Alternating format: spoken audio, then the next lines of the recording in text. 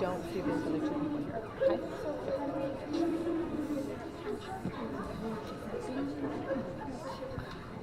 Good afternoon, everyone.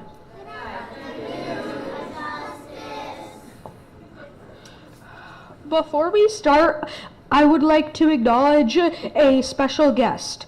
Charlie Rose, a select board member in Worthington, has offered to film this meeting for us. Welcome guests and thank you for coming.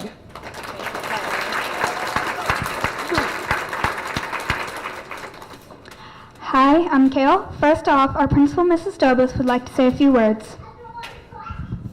Thank you, Kale. Thank you, Augustus. Welcome, everyone. So I'm Principal Dobosz. I don't think there's anybody here I don't know, so welcome and thank you for staying after our parent lunch. So I have my notes just like you'll see all the students, make sure we're all prepared and say what we want to say today. So thank you again for coming to hear a little bit more about the Farm to School initiative. The students are really invested in this initiative and are excited to share all about how it's going to look in the classrooms. First, I want to introduce the Farm to School team. So as I call your name, please stand up. Kim Orzakowski, Rachel Appell, Teresa Pease, Tamara Donatelli, Ashley Tompkins, and parent Aaliyah Woofenden. So this is our Farm to School team. This team, let's first give them a big round of applause.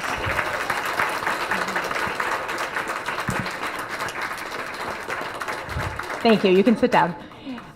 This team spent a weekend in October at the Hancock Shaker Village and worked with an assigned mentor to develop a farm to school action plan. And so in the back, there's a table with posters up on the corkboard, along with lots of information, and one of which is the Farm to School Action Plan. It's a template that really talks about the work that they did over the weekend at the retreat with our mentor.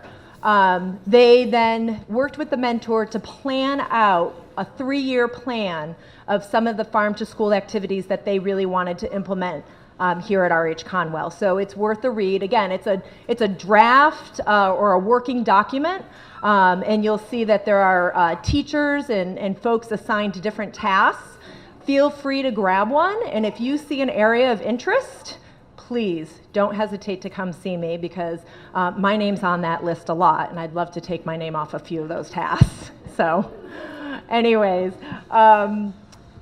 so the team worked really hard to develop this plan, and we're working together as a school to kind of identify the tasks and where do we want to begin. And so one of the places that we really felt we wanted to begin was to share all that we have, all the big ideas that we have. And so having the students be able to present to all of you some of these initiatives and ideas and what it might look like in their classrooms. So today you're going to hear from our co-facilitators. Augustus and Kale will be facilitating this meeting, and you'll hear from other students who are going to talk a little bit about some of these ideas. And towards the end, there'll be an opportunity for a community discussion where you can ask clarifying questions or share comments or maybe even some ideas. So thank you all for joining us. Have a wonderful holiday, and I'm going to turn it over to our co-facilitators. Thank you, Mrs. Dobosz. Could Miss O come up and talk about what her and her class plans to do?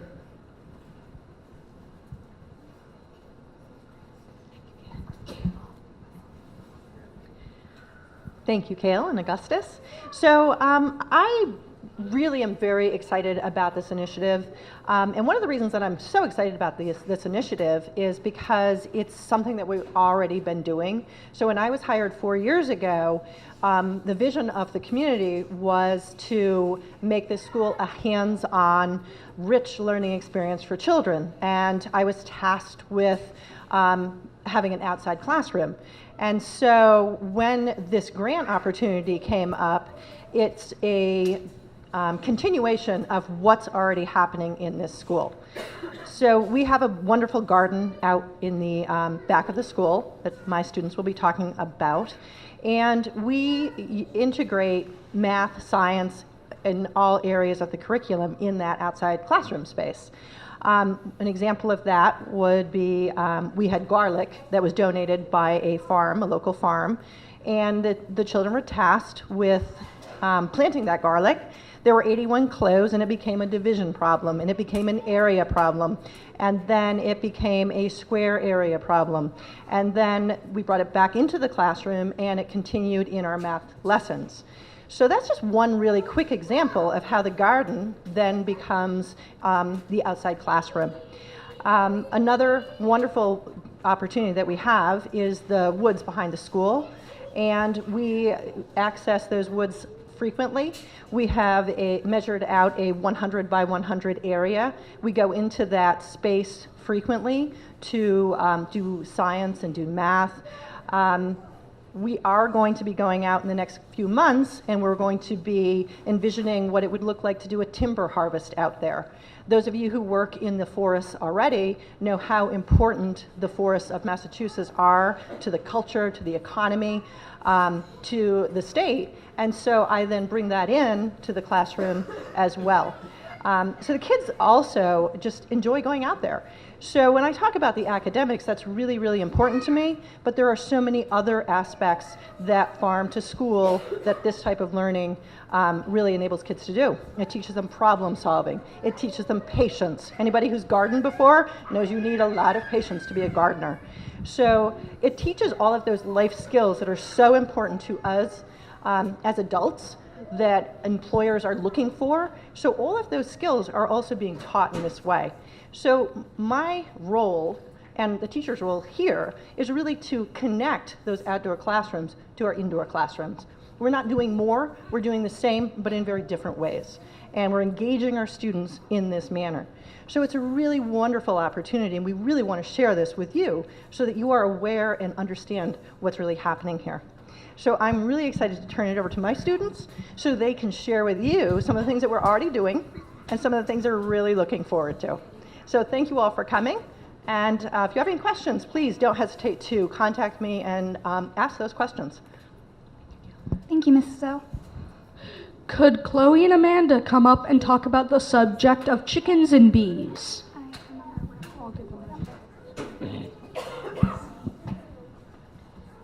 Hi, my name's Chloe. Hi, my name's Amanda. And we're going to be talking about bees and chickens. And the first thing we want to say is thank you to the PTO for lending us the money to get an egg turner and an incubator so we can hatch out baby chickens. So we have some ideas that we could say, we have some ideas that we could use for the bees and chickens. And one of the ideas is we could sell the eggs and the honey, and we could get some money for the bees and chickens, so maybe we can get more bees and more chickens. And we could also use the eggs for breakfast, and we could use the honey for breakfast, so then we don't have to go anywhere to get breakfast. We can just get it from right in the back of the school. And now Chloe's going to talk about some stuff too. I think we should get bees and chickens because we can learn responsibility by helping them grow up to big chickens and helping them cooking their eggs and hatching more of them and getting honey from the bees. So thank you for letting us speak. Thank you, Chloe and Amanda. Could Emil and Charlotte come up and talk about garden and composting?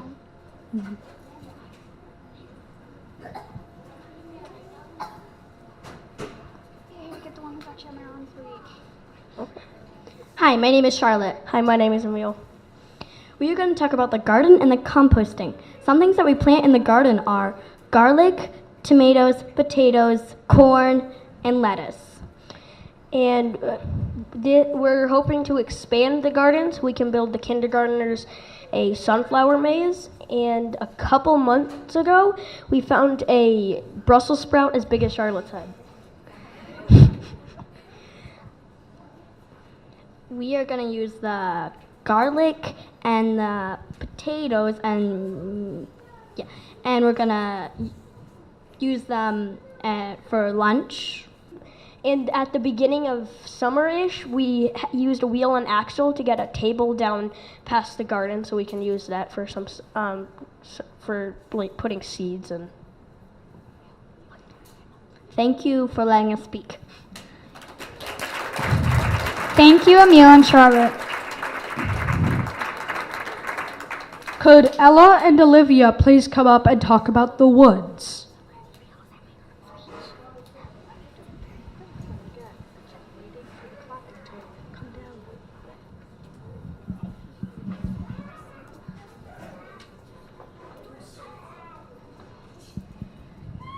Hi, my name is Olivia. Hi, my name's Ella.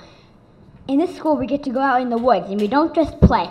We do science experiments. We go on hikes. We play nature games. And Olivia is going to talk to you about the trail camera. We put the trail camera out in the woods because we want to see animals up close. When we see a footprint near a tree, we'll put it up to the closest tree. And now Olivia is also going to talk about the decomposition lab.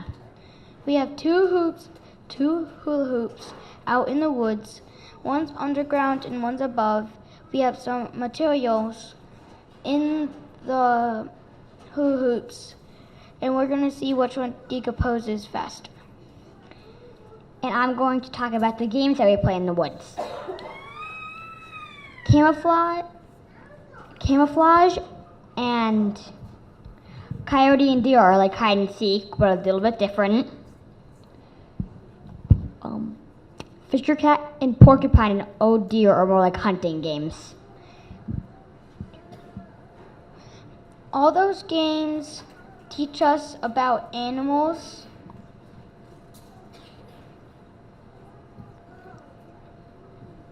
and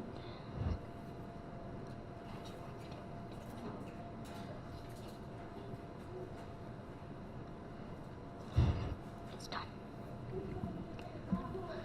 Thank you, Olivia and Ella.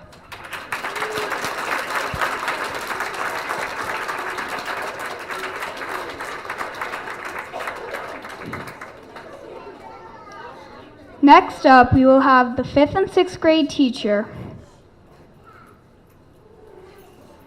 Miss Appell. And let's give it up for our moderators. Aren't they doing a lovely job? So hi, everybody. My name is Rachel Appell. I've been a teacher here almost 4 years now, and I am just so excited about this project. I remember going on my interview with Gretchen 4 years ago, and she said, what's one special skill or talent that you'd like to bring to the job? And I said, I love to cook. Cooking is practical. Cooking is fun, it's engaging, it's hands-on learning, problem solving. There's so much you can do in the kitchen. It's just another form of a classroom. So I'm so excited that this is coming to fruition and that I can collaborate with my other teachers and the community to really bring this to our school. My kids are doing a lovely job doing research about cooking, and there's just so much you can do with it. I think something else that's really important to acknowledge here is that Worthington is a farming community. It just makes logical sense that we use local food and kids know where their food is actually coming from. So I think that would really increase lunch participation, breakfast participation, just would be amazing. So some of the curricular connections to cooking is that there's so much science involved. We were doing bread yesterday, so we used yeast. Yeast eats the sugar in the flour, talking about chemical reactions, physical reactions. We didn't have the right size measuring cups, so some of my kids needed to use the third cup 6 times to make 2 cups worth of flour. So you've got math right there too. Just so much problem solving, teamwork, and these are skills that kids are going to take for the rest of their lives. So I'm really excited that you're all here. It's a great sign. We're all here for these kids, and I'd love to collaborate with anybody if you'd like to reach out to me. Thank you, guys. Thank you, Miss Appell. Next up to talk about nutrients is a 5th grader, Caleb, and our 6th grader, Isabella.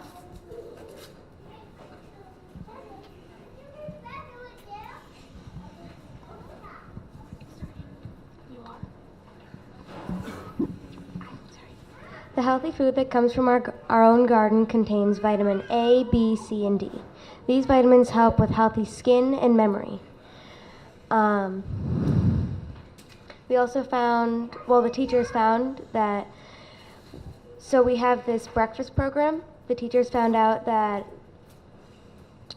the breakfasts are extremely nutritious and and it actually helps the kids stay focused in school.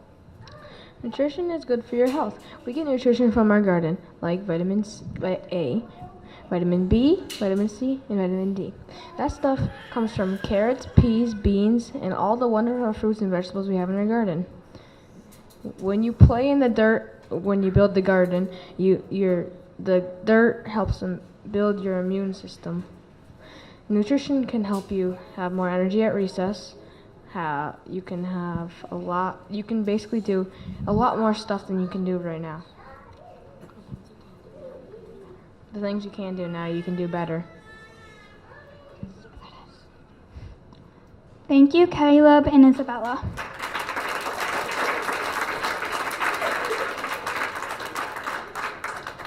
Next up to talk about the 5th and 6th grade classroom as a test kitchen is Sakari.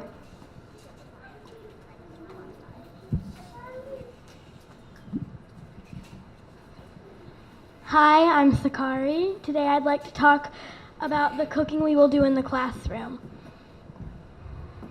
The steps to this would be to first survey all the students about their favorite food. Then we would make healthy recipes. Next we would make samples for all the students to try.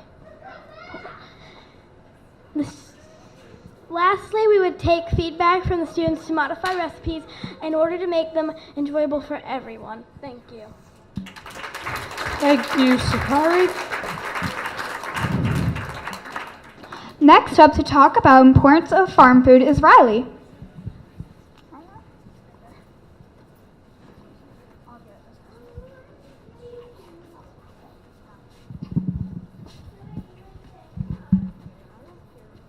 Hi, my name is Riley, and I'll talk about why it's important to purchase local food and why our farm's important. My first point is that students will get used to healthy local foods, and that will make them not eat as much junk food. My second point is to increase school lunch participation by offering fresh, flavorful foods as a promotional magnet. So it'll really help to provide high quality product. Less travel distance means fresher products and longer shelf life. So we do not have to throw as much food away that has expired. Thank you, Riley.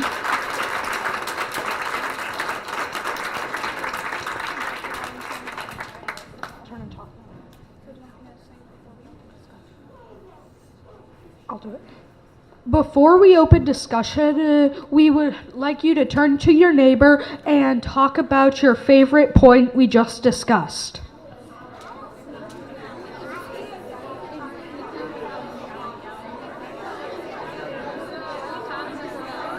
No, I'm not timing it. I'm just waiting till most of them.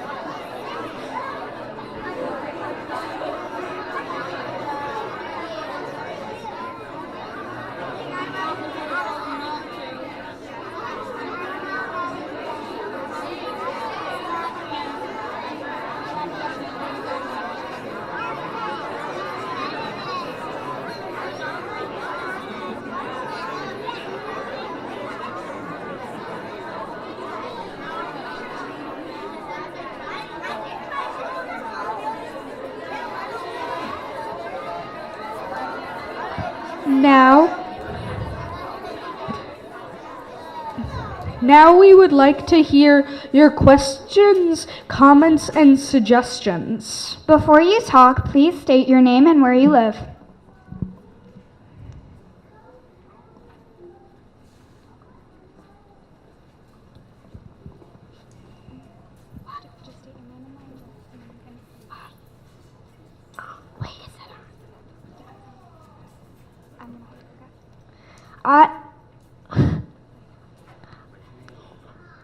Logan, and where I live is 130 Bryant Road. And my question is that I love that that we have a good learning brain, that we can have yummy food and nutritious stuff.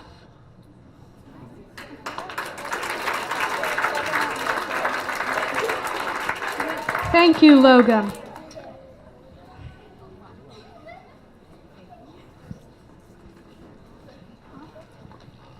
Hi, my name is Trace. I live in Worthington. I'm really excited about this project, and I had the idea of calling our team Seed to Plate.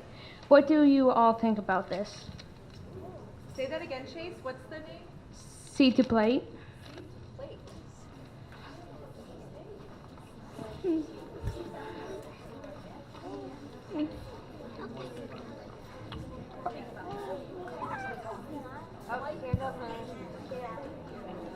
That's a really good idea. Any other thoughts?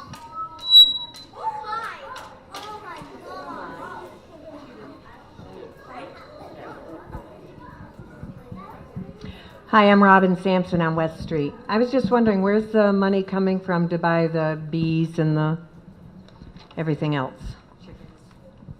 I will let Sakari answer this question. I'm trying. Most likely we'd make it or we'd get it from PTO. Oh, Lisa. I can answer the question about the money. So the money, first of all, it was a local person who had the incubator and the egg turner, and so I bought it, and then PTO offered to reimburse me for that money. And then the bees actually was a grant that my husband and I wrote this summer, and we received $375. And so we've ordered the bees and the hives from a farm in Shaftesbury, Vermont. So we, instead of getting southern bees, we're going to get northern bees, and there's a more ability for them to survive in our New England winters. So that's where the money came from. And then the grant is where the money is going to be coming from. So we have a really wonderful opportunity to receive up to $100,000 from this grant. So, so that's why we're so excited about this, because instead of our pockets and your pockets, the grants will be providing. So, which is why we really want the community to be understanding of this.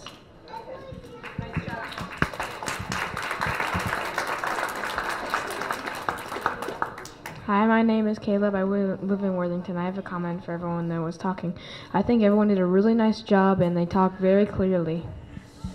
Thank you, Caleb.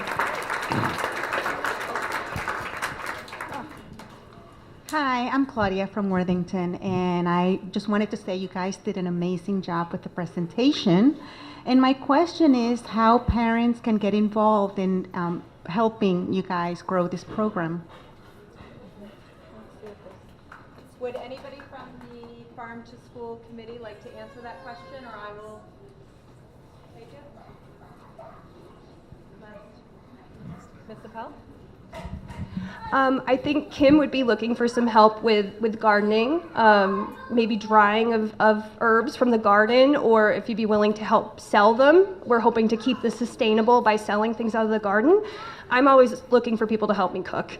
And even if you have things laying around the house, we put a wish list up. If you have old measuring cups, bowls, she's looking for containers to do composting.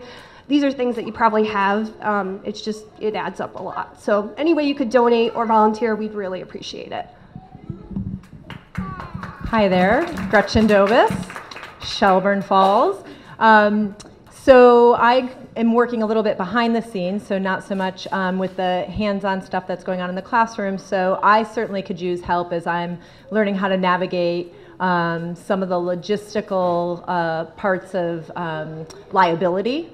And especially the food aspect, the cafeteria. I'm working really hard with New Hingham school principal and their food manager, and looking at how to use our local farmers for the produce and the meat, and having deliveries brought there. So just working out some of those logistics that our bigger picture and around pricing and sustainability on that end. And it's a conversation we've started with local farmers a couple of years ago, and I'm ready to really hunker down and have that conversation about really bringing it to our schools. So anybody have expertise in that area, you're welcome to join me. I have one more thing. On that, we've already had some really wonderful opportunities where parents have come in. They helped us build a 3-tiered compost system. So what I'm specifically looking for is my class and I want to do raised beds. So we're looking for people to come in and help us this spring to build those raised beds. And so it's those types of hands-on things that I would absolutely love parents to do. So any of those, and what we'll do is we'll be sending those ideas out. And so when you get those, if anybody's interested and willing to come in and help us, that would be really marvelous. So thank you all so much.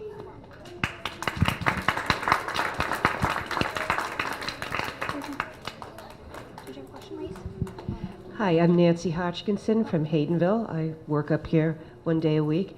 And I just would like to say with the situations with the bees in our country now being threatened by pesticides, I think it's fabulous that these children are going to learn how to care for them, live for them, and protect them. Thank you.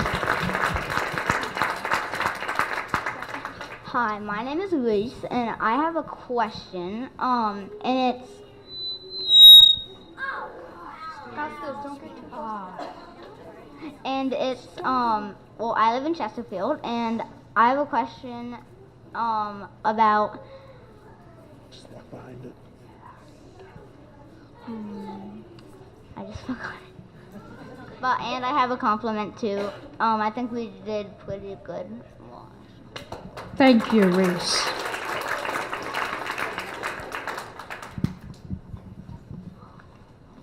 Hi, everybody. I'm Chris Cleland from East Hampton. I just thought as Kim and Rachel were talking, it's been all about, you all can hear me, right? No? All right. Normally my voice is more than loud enough. I just thought I'd give you an overview of what this might look like in the younger grades, because they've been talking about a lot of what's going on in the 3rd, 4th, 5th, and 6th.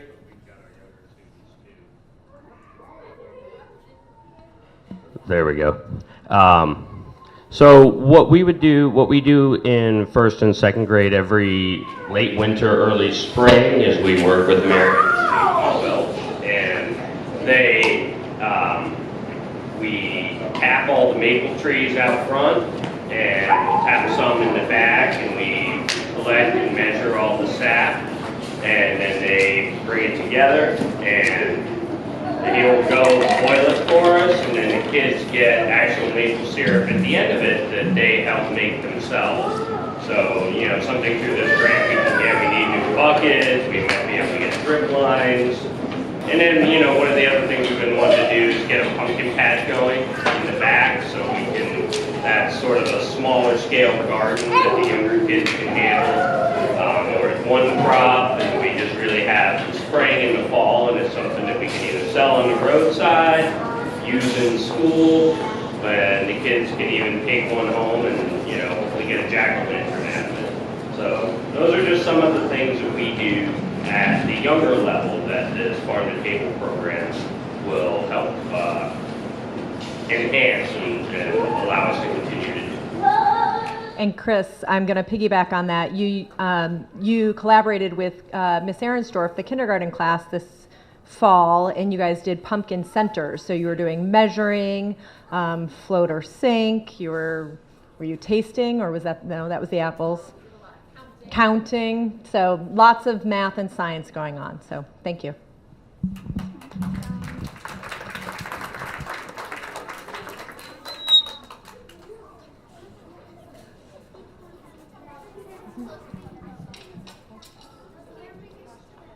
Are there any other health benefits to farm to school?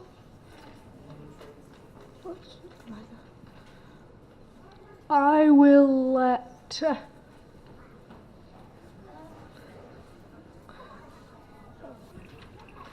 Sakari answer that question.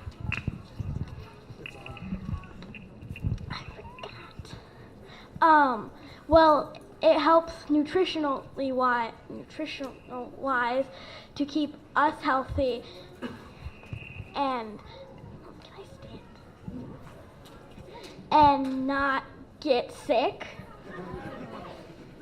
Yes, Caleb. The health benefits for the school seed to plate is it gives you more energy, better skin, better bones, better eyesight, and it will help you improve 50 to 100% more than you are right now.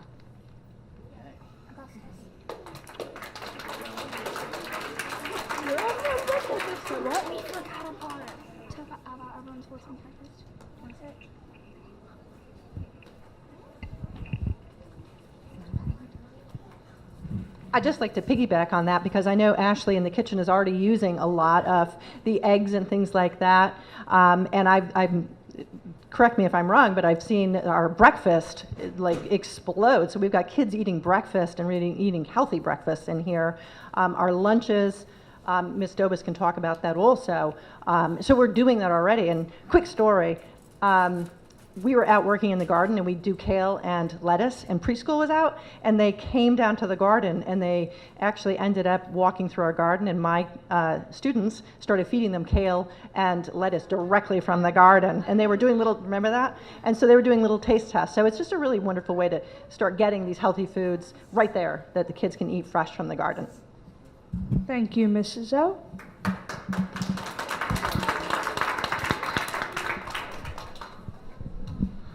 Hi, I'm Addison. I live in Worthington, and with this grant, I think you should probably get bee suits for the bees.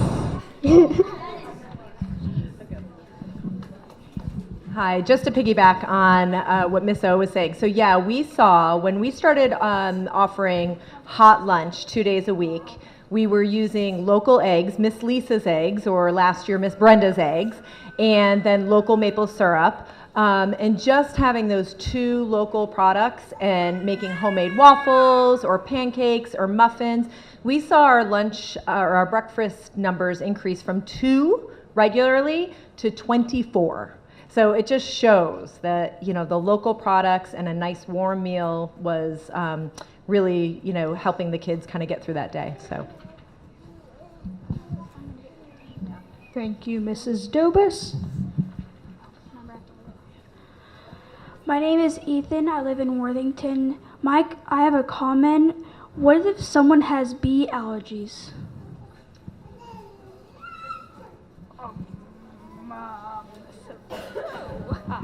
So, comment to that is there are bees all around us anyway, because I know that there has been concern from the upper grades because of some allergies. So there are bees already in the garden, and this hive will not be directly on the playground area.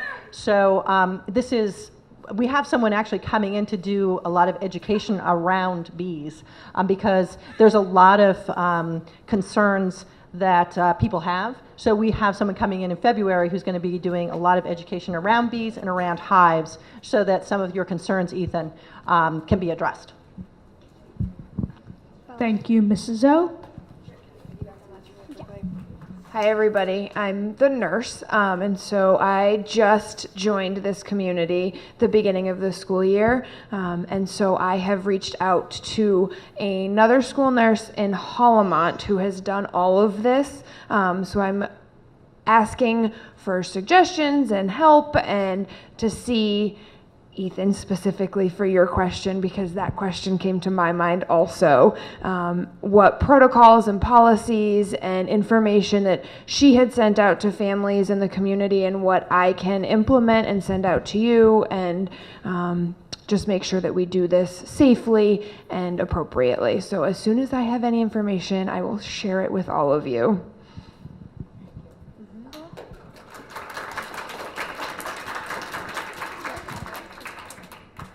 Hi, my name is Isabella. I live in Worthington, and another one of my questions was, I do believe this is for the classroom as a test kitchen. How are we going to know what some people can and can't eat, according to other allergies, not just bees? we would ask parents first, and we'd also ask the nurse, because she's the one that has the things we can and can't have. So we'd keep it out of the food either way. Thank you, Sakari.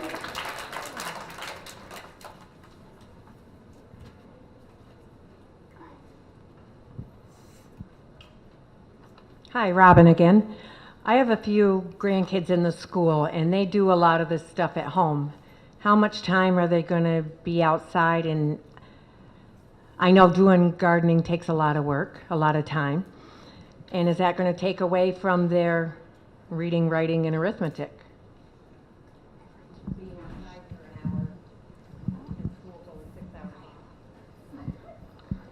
The answer to that is that we do it for a good amount of time, but when you do that, we still have to read certain passages while we do it, and we do all of our, with our class, we do a lot of our reading and writing before we do it, so that's more of like a reward to do. So we do it after that, or we do it like we go outside while we are eating our snack or something like that. So we always get our other stuff done before the garden or even after it. Thank you, Ella.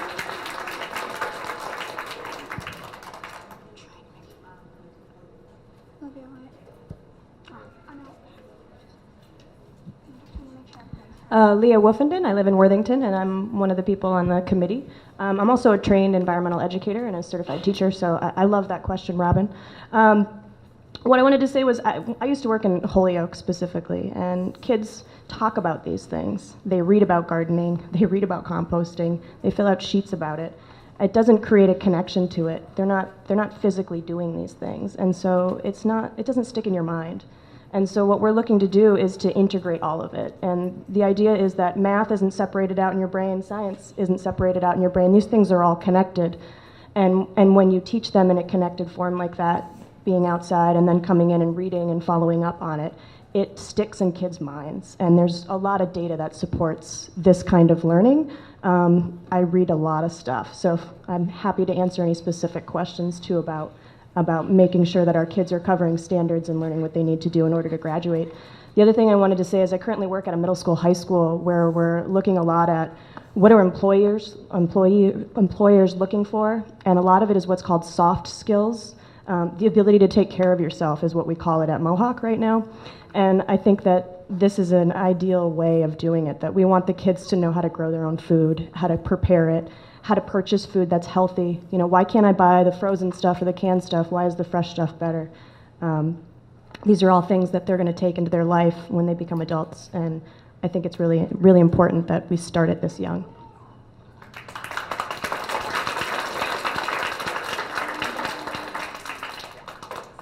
Hi, Elise again, and I have a question, and it's, how far are the chickens and the bees going to be apart? Because what if one of the chickens eggs on one of the bees and then the bee stings them?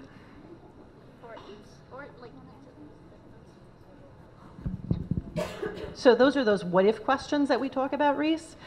So the bees, again, as Nurse Megan had talked about, when we put them in, we're going to be thoughtfully placed, and all of these things that we're going to be thinking about doing will be thoughtfully set up as we go along.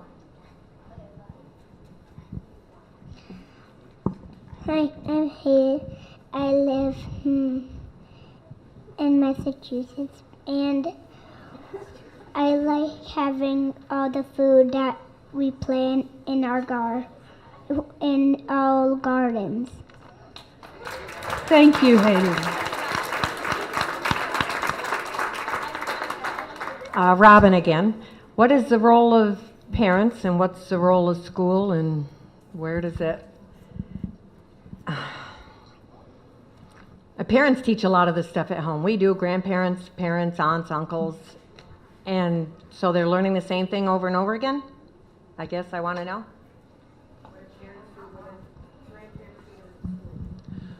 So the difference is, I think, that for some kids, some of it, there's a built-in redundancy where if you have a beehive at home and you take care of the bees at home, then here, what this would provide is they're not really going to learn how to take care of the bees because you taught them that. What they're going to learn is how to teach other kids how to take care of the bees. You know, we tap the trees here every year, and a lot of the kids here tap trees at home. But what we'll do here that kind of expands on that is we'll measure out, okay, how much sap came in this bucket versus this bucket, and we make bar charts and graphs, and we kind of expand it that way. So a lot of the core skills that you might be teaching the kids at home about how to do it, or hey, you know, where this is how you get the eggs out of the chicken coop in the morning. There's going to be some redundancy in that, but what we can do here is expand on that and allow the kids that a lot of times you'll have certain children who don't shine as much in the regular classroom doing reading, writing, and arithmetic, but they're outstanding at teaching other kids how to do that. And when you put those, you know, if you know, I've got the first graders counting eggs and we're making graphs about it, that is something where those kids who might not intrinsically understand that 2 + 2 = 4, when we go out and grab 2 eggs and we get 2 more eggs, oh, now I see there's 4 eggs. And so it's just a way to kind of bridge, if anything, make a stronger connection between what you're doing at home with this stuff and what we can do here. And then if there is expertise at home, share it with us. You know, if you've got certain things that you know how to do with chickens or with bees and you think that it'd be a great idea for the kids, I mean, share it and we can do it, you know.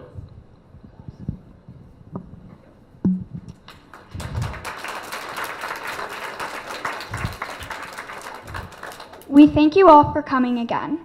Like normal, before you take your child home, please meet up with Miss Lisa to let her know. Thank you all for coming. Thank you.